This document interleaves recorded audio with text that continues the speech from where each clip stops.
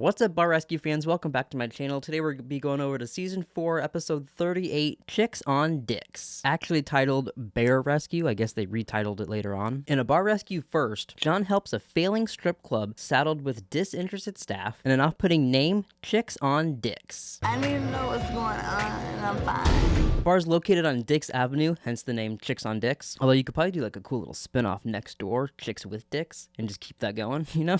I wonder how many dicks of strip clubs you could make. It's on Dix Avenue, so we thought Chicks on Dix. The owner is Richard Skinner. He's barely there. So the owner, Richard, isn't even here. But when he is there, he's mainly bitching about what Darren's doing wrong here, which you'll learn about Darren later. I've been in the bar business since 1976. I've owned quite a few different bars. In the first 6 months, they made $50,000, and it was pretty successful, according to Richard. But then he started focusing on other businesses, and like I said, he's barely there. And I guess there was also a bunch of bar fights there too, with the girls and people there at the bar, so that was making business go away as well. We had a lot of problems with fights. That hurt the place really bad.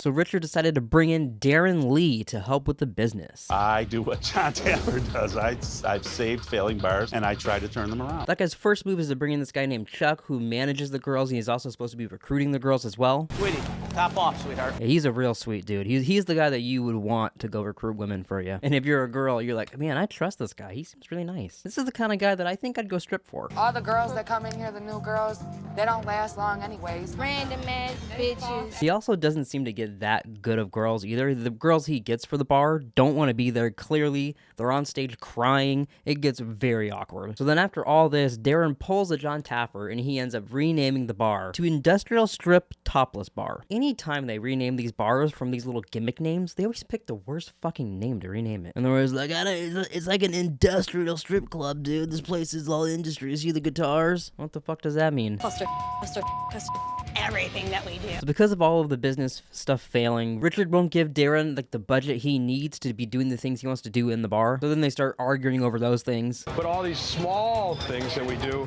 need to add up to big things. Yeah, and if we don't do the big things in the right place, all the small things don't matter anyways. It's just a whole big awkward shit show. Darren's really headstrong. He thinks he knows everything. It just really feels honestly like Richard needs help and he wants help, and he brings in this dude that's kind of his friend and his buddy, and things aren't going as smoothly. So he's kind of like, hey, can you just like run my bar? But we're not gonna say you're the owner. You're just gonna like you're my consultant. That's how it feels this entire time. But because of all those problems, most of the customers have left, most of the girls have left, and they're not really getting tips either. I need $10 today. They're in a bit of a pickle here because they have no customers, so then they barely have girls, but they need girls there for when they do have customers there, so then the girls are just laying around not doing anything, so then it's just a whole big cycle of nothing happening and everyone losing money. One of the dancers, I think, is falling asleep at the bar. And on top of all that, none of the girls want to be there. Not a single one of them. Except for maybe the bartender. One more time for boobies. And this is all still before Jon Taffer even gets here. This is just like us being introduced to the bar at this point. So they're now $200,000 in debt. How do you fail in a topless bar?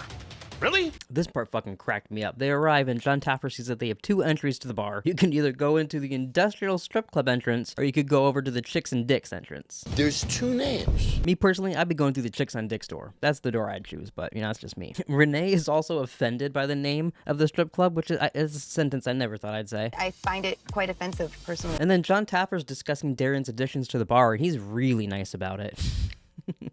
He came in and put together a concept, which was apparently hanging a couple of guitars on the wall. How original was that? At this point, they're losing $5,000 a month. Can you imagine running a business and like kind of acting like everything's normal and you're losing $5,000 a month? I'd suck dick for $5,000 a month. Is that the kind of consultant you'd hire? No, that's the kind of consultant I would fire. So Jon Taffer brings in 8 guys to come have a bachelor party at this bar to kind of test it out and see how things are running for the night. If I'm going to a strip club, I would expect the dancers to be professional, engaging. Hopefully it's good. At this point, they're watching all the dancers. They're seeing that none of them make eye contact. None of them want to be there. One of them's crying on stage. So this part was a little interesting. They never really get into why you would have this, but Jon notices that they have a liquor dispensing system that is slowing down her business because every time she goes to pour, it won't let her pour unless those ring is over it. So she has this thing attached and she has to, it just every time is slowing them down, I guess. It's really slowing her down. Yes. They just talk about how slow that is. They don't really talk about like what the benefit of that would be, which I mean, maybe there is none. So we're getting a little montage of the girls hanging out with the bachelor boys, and you know, one of them is having a great time. Tiring.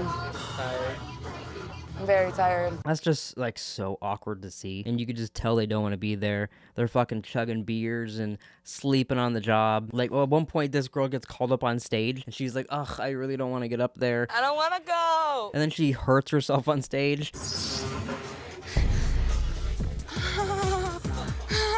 So this part too, that I feel like there's maybe there is and we just didn't see it. There needs to be signs everywhere of this. The one guy puts money into the girl's underwear, and apparently that's illegal at this place. They're not allowed to touch them. Now, is he allowed to touch her like that? No, that is against the law. But yeah, that's where doing your research before going to a strip club comes in handy.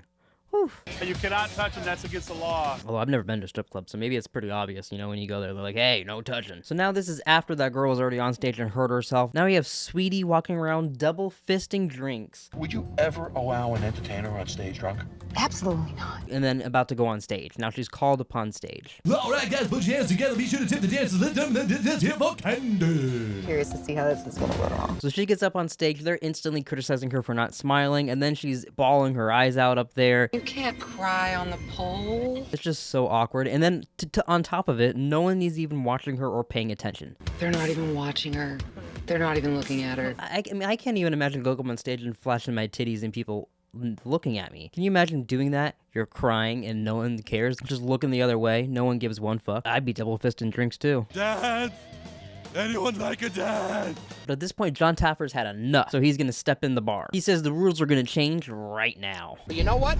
The rules are going to change right now. So Jon Taffer steps in, he shakes hands with Darren, and they step in the back to talk. This is one of the most depressing bars I've ever seen. So he brings up to Darren, though, he brings up about how them, putting the money in the girl's underwear, how that's illegal. And Darren has the perfect response to this. I do treat them right. Is that respect? Having her stick her ass up and then put money in her ass, is that the way it should be? Apparently not. Apparently not. So now John brings over Chuck to talk about the girls. He starts questioning him about all the dancers, and he fails on every question. Does eye contact matter? Yes. Your dancers have none. The smiles matter. Yes, they do. Your dancers have none. Does them being sober enough to dance matter? You're absolutely. They don't have that either. So let me ask you a question. Yes. Why the are you here? They're arguing about this, and then Chuck just nice and calmly agrees to disagree and steps out of the bar. Taffer, you suck. And then we get to hear Sweetie's opinion of Jon Taffer after this whole shenanigans happened. Who was that all for? The next day, John, all the dancers, Darren, and even Richard show up to have a little team meeting. And apparently Chuck called Darren. He apologized for everything and agreed to pay for the damages that he did. And Darren's like, and I think people deserve a second chance. And John's like, no. Moving on. But I think everybody deserves a second chance. At what point, Darren, are you an idiot? We also learned that they have no cook here because if Darren hires a cook, he has to hear Richard bitch about payroll, so he just decides not to do it anyways, I guess. And then he's just a chef here. And we also learned that when Richard was gone, that's when Darren renamed the bar. He waited until homeboy was out of here. He changed the name when I wasn't here, and I found out about it after. That's the problem, Richard. You weren't even here. John brings in Chef Vic Vegas, and he's gonna watch Darren in the kitchen tonight. And to be completely honest, this guy does absolutely nothing this episode. He might as well have not even fucking been there. Oh boy. It's like somebody needs a cook. We got Lisa Marie Joyce being here. She's gonna help with the mixology, and to be honest, I always skip the mixology bits in this. Even when I'm reacting to this or whatever, I don't give a fuck. I mean, I don't skip it while watching it, but for these videos, I didn't write anything down. Well, I guess that's not true. But we also got Renee here. She trains entertainers in Vegas and works at Sapphire, and apparently they make $30 million in a year. And she works at Sapphire. And its annual sales are about what? 30 million a year? So now Renee is giving the dancers some tips on how to be better entertainers to people, smile, be a little sexy, things like that. But most importantly, how to make more money. Maybe later we can meet up? Sooner than later. See how easy that was? That's $300 in my pocket right there. All right, it's stress test night. We got the relaunch in 2 days. Darren has to cook, manage the floor, and manage his entertainers. Good luck. So things aren't going great. Their printer's broken. Darren ends up deciding that he's going to write down some of the orders. So they really just don't know what's going on here. People are ordering food. People are ordering drinks. At one point, they even have the bartender out handing food so no one's at the bar. So you took your main bartender out of the bar to go run food. It's just not going great. Why weren't you more prepared for this? So now we've had a couple dancers get on stage, and some are doing okay, but some aren't doing good at all. And then we have Sweetie getting up on stage, and she's kind of arguing with Renee. She's just not smiling. Hi, you know, double one year, bro. what to do.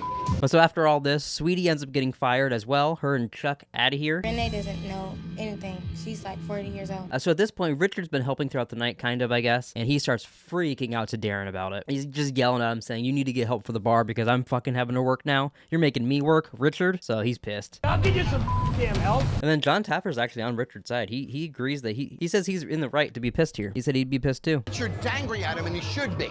If I owned this bar and saw this lack of preparation, I'd be pissed too. Jon shuts down the bar and cuts back on the food program until they can get things properly right there, and then he'll reinstate the food program, I guess. This bar is shut down. So we have another team meeting. Darren asks for financial control, and Jon Taffer says that Richard should give him a chance. Give him 60 days to prove that he knows what he's talking about. We'll give it a try. So Renee's back to training the girls. They're all up on stage being sexy. Make me want you. They're up there working on eye contact and being sexy. I was turned on. All right, thank you very much. I really did dig this part. I know I said I don't care about the mixology, but this part, Lisa Marie makes like a little fake drink for everybody. They do a glow-in-the-dark drink, whatever, but they make a fake version of that for the dancers to have so they could be with the customers and drink and not actually get drunk. The girl can drink with the guest, but she's not getting intoxicated. I thought that was pretty smart of her to throw that in there. It's remodel time. The bar is renamed to the Power Strip. The big sign up front even has like some electricity going through it, and then they have black and yellow font going through there. And then the front of the place is red and black with like this big yellow arrow going up to the door.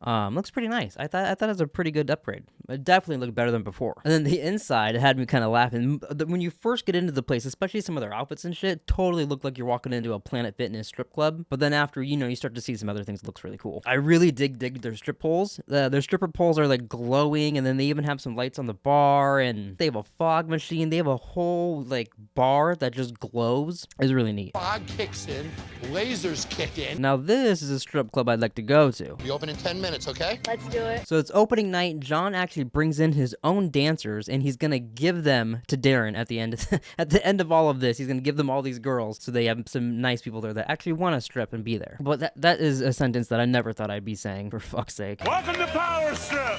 The girls seem to be having a nice time, though. Everyone's enjoying their drinks, enjoying the ladies' dance. Oh, I paid a ton of money tonight. Jon Taffer has one last meeting with Richard and Darren. They both seem happy with the place. They're not arguing anymore, and they're set up for success. My work is done, buddy. So now 6 weeks after the relaunch, sales have diminished. Richard gave Darren full control of the bar, and Chuck and Sweetie are back. They never fucking learn. They just never fucking learn on this show. But alright, now it's time for us to look up an actual update and to see if the Power Strip Club is still around. Fingers crossed it is. Or maybe, cross your wieners or something. Alright, we got a Chicks with Dicks update, or Chicks on Dicks update. Fuck, I lost it. What happened next at Chicks on Dicks / Power Strip? They kept the name Power Strip. Chicks on Dicks / the Power Strip closed in June 2016. It was listed for sale for $1 million before dropping to $500,000. Wow, and did anybody ever buy it? Let's look up. Did anybody buy it? There are no public reports of new owners. Wow, so nobody bought it. Place is still closed.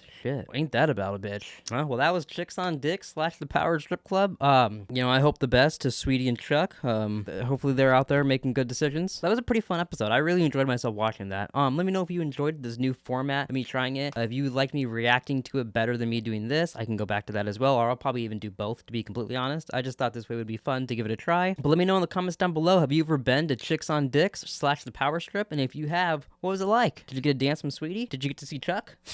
What happened there? Was their food good? Did they have food? Did you get to try their glow-in-the-dark drink? I got a lot of questions for you. But yeah, that's going to do it for this episode. I hope you guys enjoyed this video. If you did, please like and subscribe, and we'll see you guys next time. Peace out, Girl Scouts.